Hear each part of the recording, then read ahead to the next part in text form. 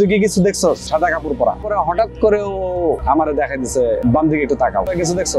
এখানেও ছিল সাদা কাপড় পরা, এক গাছ থেকে আরেক গাছে যাচ্ছিল। তখন মানে আমি যেই করলাম যে আসলে আমি তো ওইটাই দেখছি।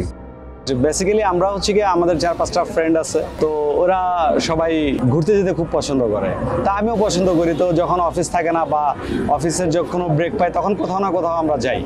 তো এইবার প্রচুর গরম পড়ছে, তো গরমে 40 ডিগ্রি ছিল, অনেক জায়গায় শুনেছি 40 ডিগ্রি। তো আমরা একটু গা ভাসাইতে গোসল করার জন্য ঢাকার আশপাশে কোথাও খুঁজতেছিলাম যে কোথায় গেলে একটু গোসল করতে পারবো। পরে যাই হোক, পরে আমরা চিন্তা করলাম শুধু গোসল করতে যাবো, তাহলে 1-2 ঘন্টা হলেই হবে। পরে আমাদের আরেক ফ্রেন্ড বললো যে না, 1-2 ঘন্টা না, আমরা চলো দোহার মৈনট ঘাটে যাই। ওখানে গেলে আমরা দুপুরে লাঞ্চটাও করতে পারলাম। লাঞ্চটা কমপ্লিট করার পরে তারপরে অনেকক্ষণ পানিতে থাকতে পারবো। অ্যাকচুয়ালি আমরা সবাই একসাথে 9টার দিকে একত্রিত হলাম। তো একত্রিত হওয়ার পরে আমাদের ট্রিপ শুরু হলো মোহাম্মদপুর থেকে। মোহাম্মদপুর রিং রোড থেকে ট্রিপ শুরু করলাম। তো ওখানে যে আমরা নর্মালি সবাই যারা যেরকম করে, তো ওইভাবে আর কি ইলিশ ফ্রাই অর্ডার দেওয়া হলো। তো যাওয়ার পরে খাওয়া দাওয়া বেসিক্যালি সবকিছুই মোটামুটি হইলো। হওয়ার পরে অনেকক্ষণ পানিতে থাকলাম। পানিতে থাইকা কেউ সাঁতার সুইমিং করলো, কেউ পানির মধ্যে একটু খেলাধুলা করলো, ফুটবল নিয়ে গেছিল। আমরা হোটেলে আসলাম। হোটেলে আসার পরে খাবার দাবার কমপ্লিট হলো। খাবার দাবার কমপ্লিট হওয়ার পরে সবকিছু কমপ্লিট করে রওনা করলাম। তো একজনের বাড়ি ছিল ওখানেই। তো ও বললো তাহলে আমি তোমাদের সাথে অল্প একটু টাইম আসি, কার্তিকপুর পর্যন্ত যাব। কার্তিকপুর যাওয়ার পরে তারপরে আমি বাসায় চলে যাবো, তোমরা ঢাকার দিকে করবা। পরে যাই হোক, পরে আমরা আসলাম। তো আমাদের সাথে সানগ্লাস ছিল। তখন বাজে হচ্ছে গিয়ে সন্ধ্যার পরে আর কি, ঠিক মানে মাগরিবের আজান শেষ হচ্ছে। তো যাই হোক, ওরকম সন্ধ্যার দিকে। তো ওই সাইডটা হচ্ছে গিয়ে মানে রাস্তার যে ল্যাম্পপোস্ট গুলা থাকে ওগুলা ছিল না, বা থাকলেও অনেক দূরে দূরে একটা পাইতাম, এরকম আর কি। যাই হোক, তো বাইক চালাচ্ছে আমরা হচ্ছে লিড দিচ্ছি। 3টা বাইক টোটাল, 3টার মধ্যে আমি আর আমার ফ্রেন্ড যেটা, ও আমার প্রথমে, তারপরে 2টা বাইক। তো আমরা লিড দিয়ে সামনে যাচ্ছি। যেতে পরে আমার বলতেছে সানগ্লাস পরো, আমার ফ্রেন্ড বলতেছে। তো ও আগে থেকে বাইক ঠাক চালায়, ওর হয়তো এই এক্সপিরিয়েন্স থাকতে পারে। তো ও বলতেছে সানগ্লাস পরো। আমি বলছি সানগ্লাস পরবো কেন, সানগ্লাস পরা কি আছে এখানে? বলতেছে না, দেখো না, পোকা আসতেছে, হঠাৎ করে চোখের মধ্যে ঢুকে যাবে।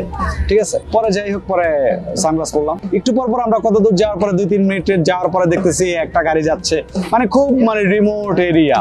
ঠিক আছে, তো যাওয়ার পরে হঠাৎ করে মানে একটা জটলা দেখলাম আর কি, যে মানুষজন অনেকগুলা দাঁড়ায় আছে। তো দাঁড়ায় থাকার পরে আমরা ওখানে বাইকটা থামাইলাম এবং পিছিয়ে ইশারা দিলাম যে তোমরাও থামো। তো থামানোর পরে কি হয়েছে, অ্যাক্সিডেন্ট হয়েছে।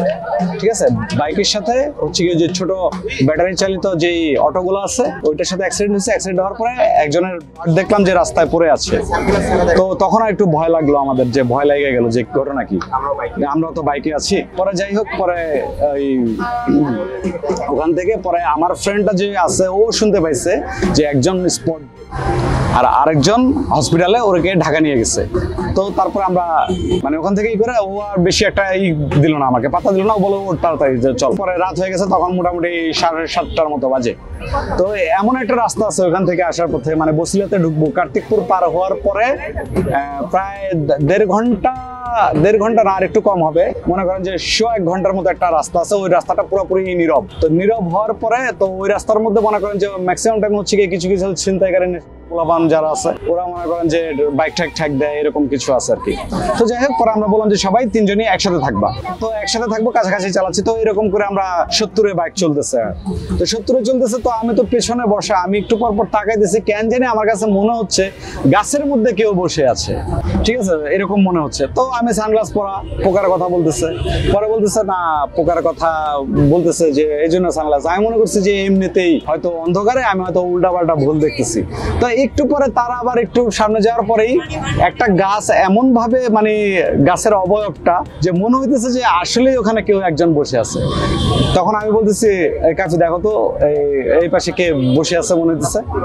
পরে বলতেছে না, ওটা গাছ, ওটা কিছু না। ঠিক আছে, তখন আমি বলছি আচ্ছা ঠিক আছে চালাও। তো চলতেছে, পরে বলতেছে, আমার বলতেছে ওরা তো আছে পিছনে। আমি তো হাওয়া আছে।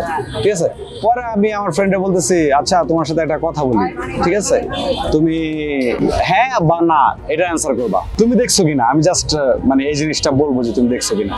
তখন বললো আচ্ছা কি বলো। তখন আমি বলতেছি তুই যখন আইলি, যেখানে অ্যাক্সিডেন্টটা হলো তার ঠিক 20-25 মিনিট আগে গাছের মধ্যে সাদা কাপড় পরা কাউকে, মানে সাদা কাপড়ের কথা আমি উল্লেখ করি নাই।